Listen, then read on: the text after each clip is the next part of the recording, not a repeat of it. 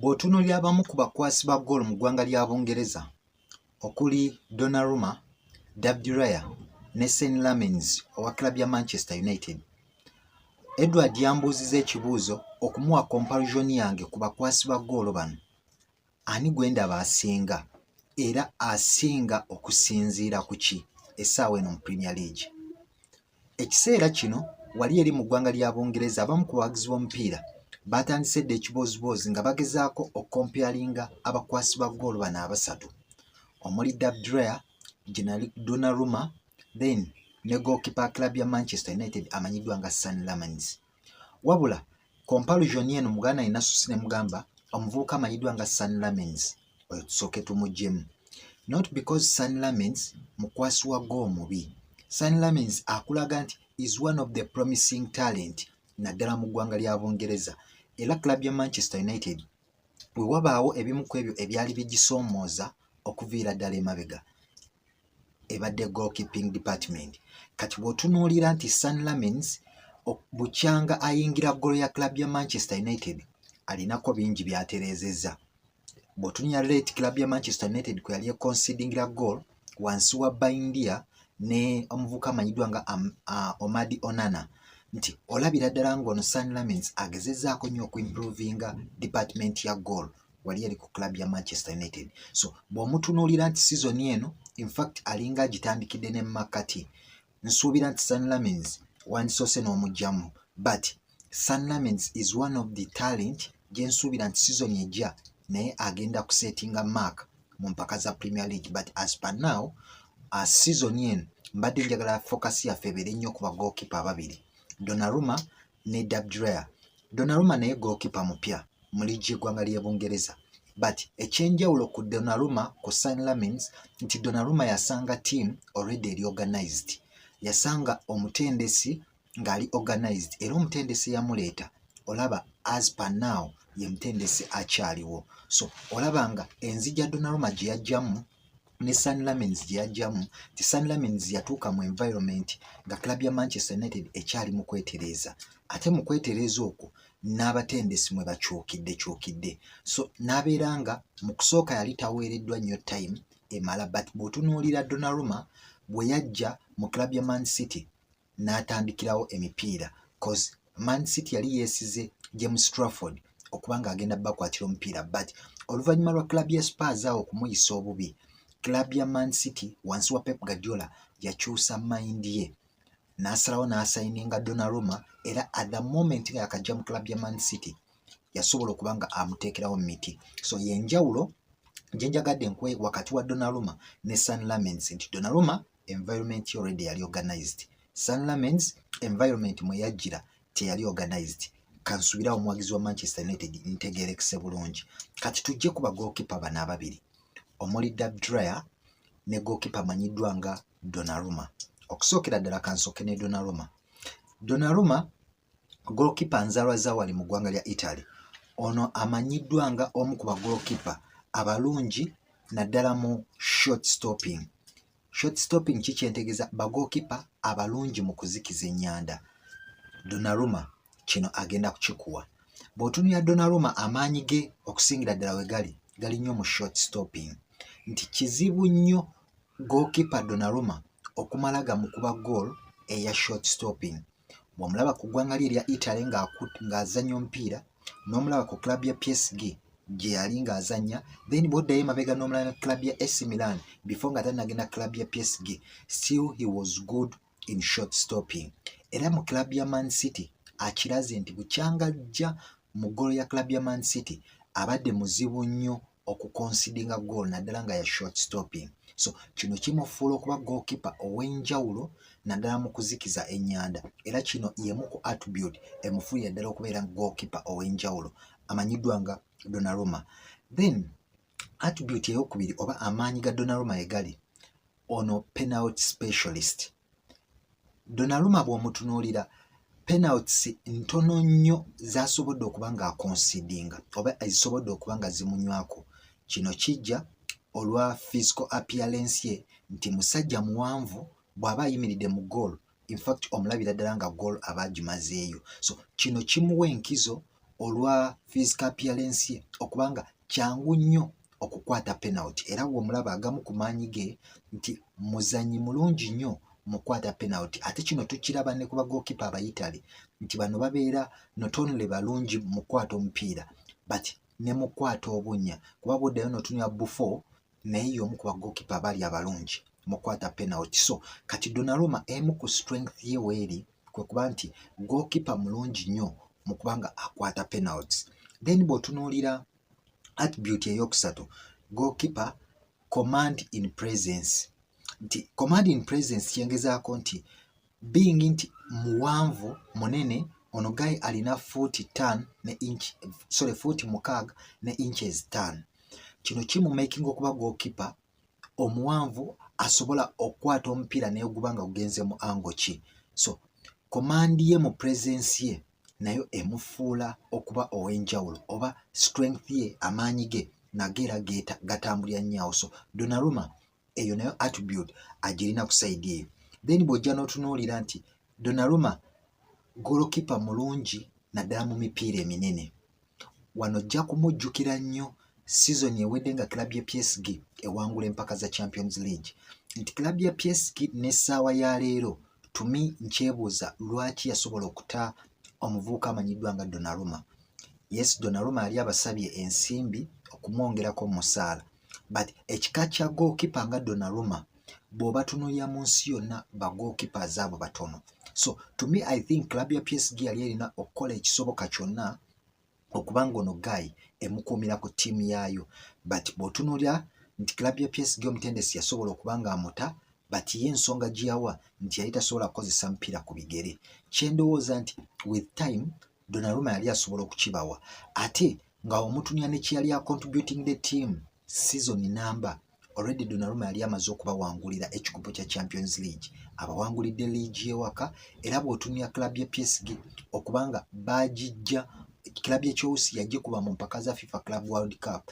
Not only nti club ya PSG yali mbi, but presence y'omuvubuka amanyiddwa nga Donnarumma nayo yabakostinga nnyo. Era bw'otunya season eno wali eri mu League 1, sofa club ya PSG bwe performinga egezaako teba goal but concedinga nnyo goal. But bw'otunya season ewedde nti Donnarumma yali goalkeeper wanjawulo. So ono guy is a big game changer.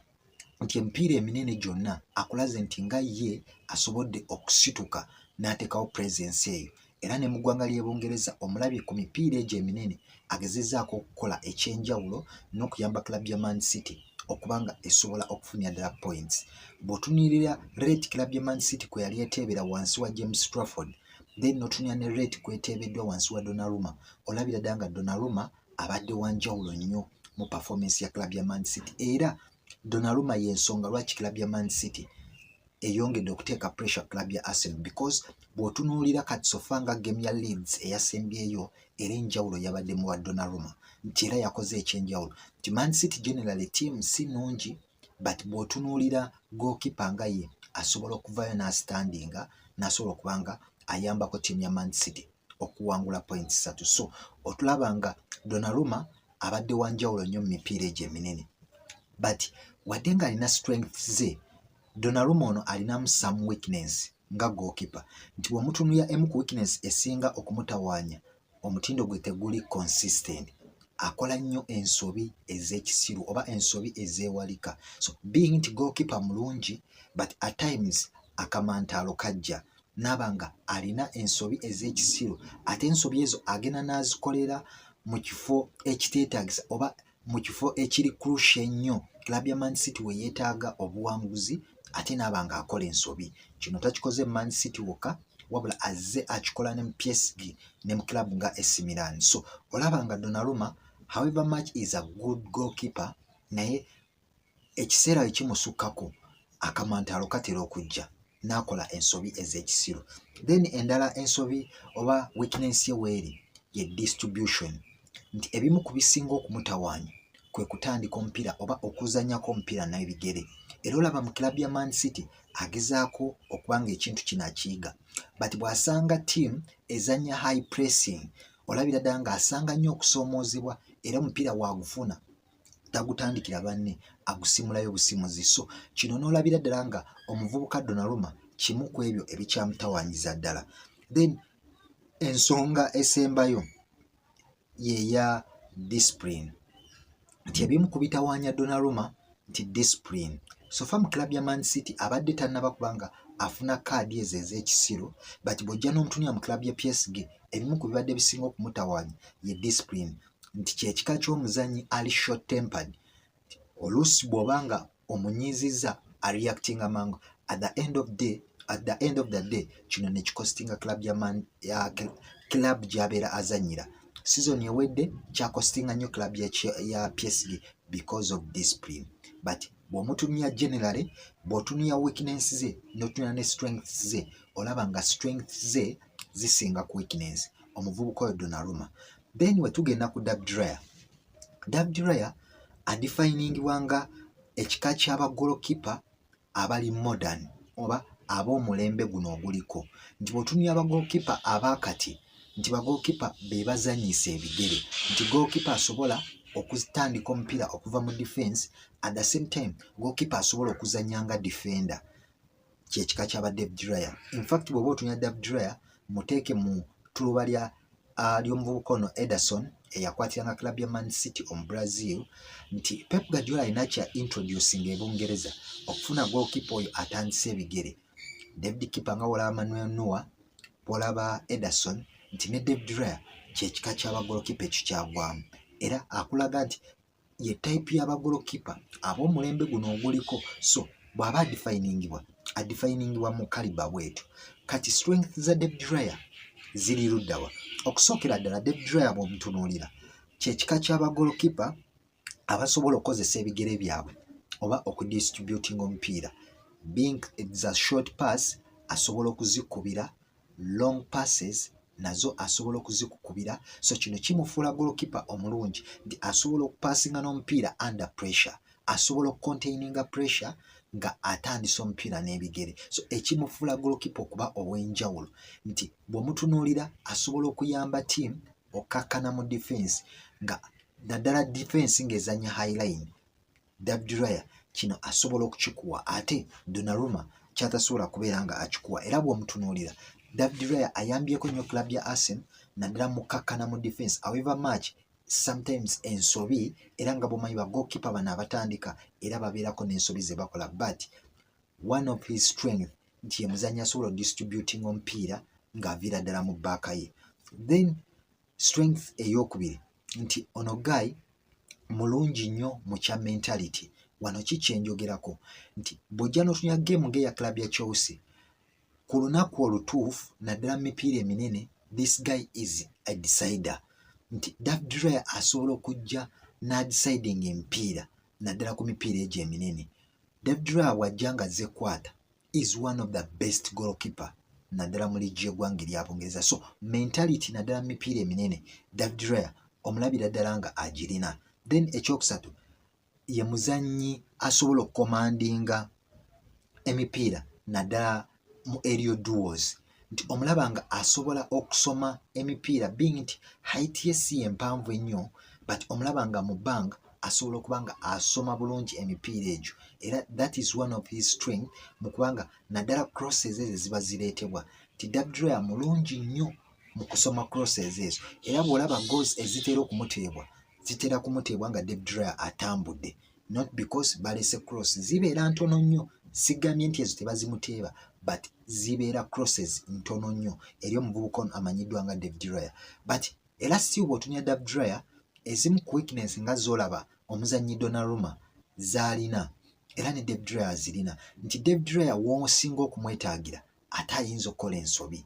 Nti David Raya ayinza okujja ku lunaku n'omusinza n'ogamba is one of the best goalkeeper, ate najja we weetaagira ddala points n'akola ensobi ez'ekisiru. For example, tunuya game ng'eya club ya Wolves, nti David Raya yali asobola okugamba Gabriel Magalhaes nti it's my ball kuba yali asinga okulabayo, but yajja omupiira n'ayagala punching. Si yeyo yokka ensobi David Raya gy'azaakola. So alina ensobi z'akola, tiimu weesinga okwetaagira points. So that is one of his weakness. Era nga bw'olaba ne Donnarumma nti tiimu at times wesinga okumwetaagira wakolera ensobi eteetaagisa. The same applies n'omuvubuka amanyiddwa nga David Raya. Then bw'ojja n'otunya ekya physicality nti David Raya abulamu okuba gookipa omuggumivu oba okuba n'amaanyi, nti mwangu wakukoona oba mangu wakujja mu mupiira because of his physicality. So eyo yemu ne ku weakness omuvubuka ono David Raya naye era gy'alina. Ensonga esembayo si mulungi mu kukwata penalty. Ebimu ku ebyo David Raya bye bamunenyezaako kwe kubanga tasoma bulungi penalties. Era club ya Arsenal kasita babanga bagenda gikuba penalty nga David Raya mwali, chances ziba 85% penalty eyo okubanga enywa. So bw'otunuulira David Raya n'otunuulira n'omuvubuka amanyiddwa nga Donnarumma essaawa eno, olaba nga bonna bagezaako okwenkanya strengths ezo, ate at the same time bonna bagezaako okubanga ne weaknesses zibatawaanya, bagezaako okubanga weakness ezo bazenkanya. But bw'oba tunuulira general season eno nti David Raya nga ye mu club ya Arsenal akutte emipiira giri 37 season eno, nti David Raya akumye clean sheet ziri 19. In fact season eno kasita atwala oba kasita eggwako David Raya nga bikyalinga we biri, kitegeeza agenda kugenda season ey'okuna nga yawangula Golden Glove. Jukira season ewedde bagabana Golden Glove, but ayongera okulaga nti azze ateekawo omutindo oguli consistent naddala mu kuma clean sheet. Kino kiyinza okujja because of ne defense ya club ya Arsenal ebadde consistent mu kuuma omutindo gwayo, ebadde erabika bulungi wakati wa William Saliba ne Gabriel Magalhaes, babadde balabikira ddala bulungi. So ne kiyamba David Raya okubanga naye asobodde okuuma clean sheets ze, so ne kimufuula omuzannyi ow'enjawulo mu club ya Arsenal. But bw'otunuulira Donnarumma essaawa eno mu club ya Man City, nti Donnarumma akutte emipiira giri 32 mu club ya Man City season eno, kitegeeza David Raya asingako Donnarumma okubanga akutte emipiira emingi, alina clean sheets ziri 14. So kyongera okulaga obulungi bwa Donnarumma nti however much Man City ebadde n'ekisenge ekibadde ekibi, ekisenge ekiyingiza ennyo goal, olaba nga Donnarumma agezezaako okuteekawo omutindo ogw'enjawulo, nti ono guy afunye clean sheet ziri 14. So abawagizi b'omupiira wali eri mu ggwanga ly'e Bungereza abavaayo ne batereeta comparison ya David Raya ne Donnarumma, ku lwange nga kiwanuka I would think nti omuvubuka amanyiddwa nga Donnarumma wanjawulo nnyo ku David Raya, nti Donnarumma akulaze nti defense ya Man City ne weebeeredde mu kiseera ekizibu oba ekyogezesebwa, akulaze nti asobodde okuvayo n'astandinga.